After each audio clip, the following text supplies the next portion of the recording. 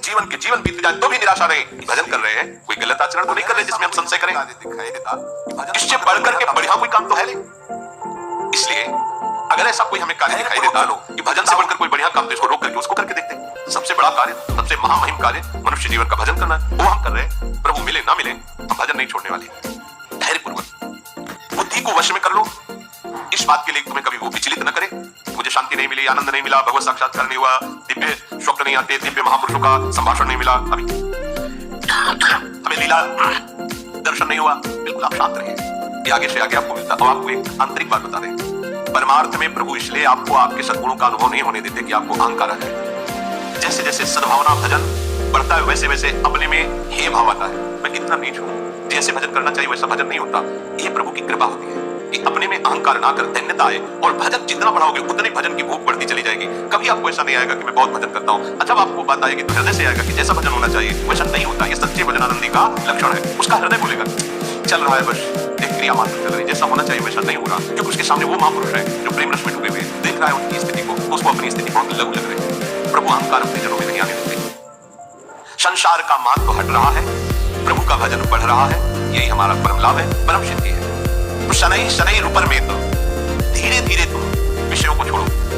शनै शनै क्यों कह रहे? जैसे सेवती कह रहे सहित सहित बाढ़ है भगति, आज से एकदम ये नहीं ये नहीं ये नहीं ये नहीं, एक दो दिन चार दिन बाद फिर उसी में गिरोगे। ऐसे नहीं, एक एक विषय को समझते जाओ धीरे धीरे, और जो छोड़ते जाओ उसे दोबारा पकड़ो मत। जैसे क्रमशः धीरे धीरे, आपको बाजार का नहीं पाना, लंबा समय 1 वर्ष कर दिया, मतलब गया, इस जीवन में दोबारा नहीं पाना।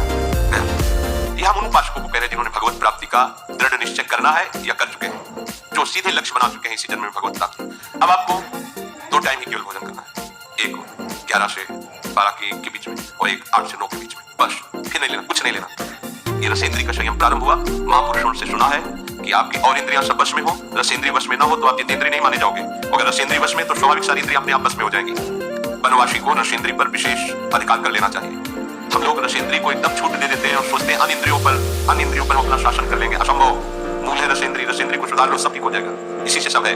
तो रसेंद्रिय सुधारने के लिए जैसे जैसे आपके कदम बढ़ रहे हैं, जैसे जैसे महापुरुषों के द्वारा सिद्धांत हमारे सामने आते जा रहे हैं, जो जो कदम बढ़ाते जाए बिल्कुल आगे आप बढ़ाइए, पीछे मत हटाइए। कोई भी परेशानी है 1 हफ्ता 10 दिन, बस औषधियों के द्वारा उसे क्रश कीजिए उस समय को, खत्म। इसके बाद आपको अगर आप कमजोर हैं तो फिर आप बार बार गिरेंगे, फिर बात नहीं बढ़ेगी। एक बार आपने शासन किया इंद्रिय पर, बस चढ़ते चले जाओ, दुश्मन को सांस लेने का अवसर मत दो।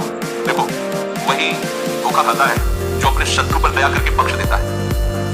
चतुर शासक शत्रु को बख्शता नहीं है। जो इंद्रियां हमें अनंत जन्मों से हमारी प्रीतम से विमुख रखकर हमारा नाश करती रही हैं, आज गुरु कृपा से उन पर शासन करने का हमें अवसर मिला है। दुश्मन नीचे दब चुका है, आप ऊपर से उसको छोड़िएगा नहीं, आप चढ़े बैठे रहिए जब तक उसकी दम न निकल जाए। फिर बात उसकी दम निकल गई तो अब हमारी दम रहेगी, हम अपनी दम से चलेंगे प्रभु की दम। इंद्रियों की दम निकल जाना, मन की दम निकल जाना, विषयों के प्रति आकर्षण नष्ट हो जाना, मन मरा अर्थात विषयों की स्फुरना ही बंद हो गई। ये करना ही है, ये नहीं कि बस अब कुछ दिन की और बात है फिर नहीं। अब ये जन्म के जितने भी हमारे अंदर दोष हैं, छोड़ छोड़ करके उनको शनै शनै रूपर में बुद्धि आध्यात्मिक रही दया, बड़े धैर्यपूर्वक धीरे धीरे कदम बढ़ाओ, जो छोड़ते जाओ दोबारा उधर मत देखो। जितने कम से काम चलने लगे बहुत अच्छा है, हर समय भजन परायण रहो। ये विषयों के सेवन से कोई शांति नहीं मिलती। जल्दीबाजी विषय त्याग के लिए भी न करें। देखो ये बहुत सोधी हुई बात भगवान कह रहे हैं, आज से बंद, आज से बंद, आज से नहीं बंद कर पाओगे। धीरे धीरे एक चीज छोड़ो, 2-4 महीने आराम से रहो, फिर धीरे से छोड़ो, फिर धीरे से छोड़ो, नाम को पकड़े रहो। आप धीरे धीरे एकदम निर्विकार हो जाएंगे। एकदम सब पूरी लाइन काट दी तो सब पूरी लाइन चलने लगेगी और बढ़ के चलने लगेगी। देखो कोई भी विषय जब हम छोड़ते हैं तो जो इंद्रिय जिस विषय में आसक्त रही है वो पूरे जोर से हमको परास्त करने की कोशिश करेगी। जितना पहले सेवन नहीं करते उससे अधिक सेवन करने लगोगे। जब आप छोड़ने का संकल्प बनाना चाहोगे वो आपको दिखा देंगे कि तुम मेरे बिना जी नहीं सकते हो। अब आपको दिखाना है कि मैं तुम्हारे को मार गिराऊंगा। धीरे धीरे धीरे कदम बढ़ाते रहो, उसको इस समझने ना दो कि हम इसे छोड़ने वाले हैं। धीरे और एकदम नहीं छोड़ा जाता, धीरे धीरे छोड़ते छोड़ते ऐसी ऊंचाई पर पहुंचे बस राधे श्याम। जहां छूटा तो दोबारा में स्वीकार करना, ध्यान रख। धीरे धीरे भगवान कह रहे शनै शनै रूपर में बुद्धि आध्यात्मिक रही दया, धीरे धीरे उपेक्षा करते हुए ठान लिया है कि अब इसे नहीं खाना है पर खाएंगे, धीरे धीरे उसको छोड़ेंगे।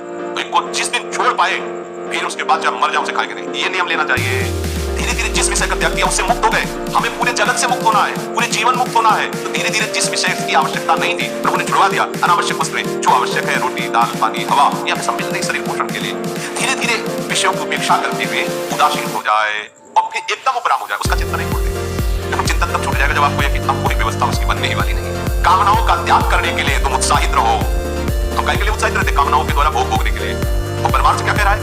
कामनाओं के त्याग के लिए तुम उत्साहित रहो, मन से इंद्रिय समूह का संयमन करते रहो।